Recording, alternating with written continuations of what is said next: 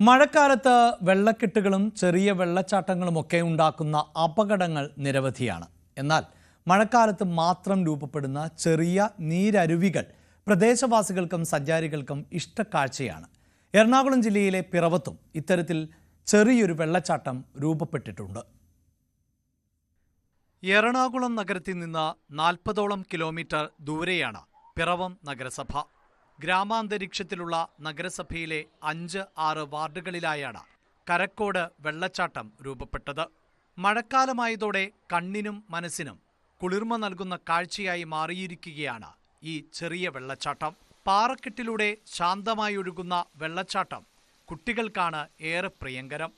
കൗതുക കാഴ്ച മറ്റുള്ളവരിലേക്ക് എത്തിക്കാൻ കുട്ടി വ്ളോഗർമാരും സജീവമാണ്.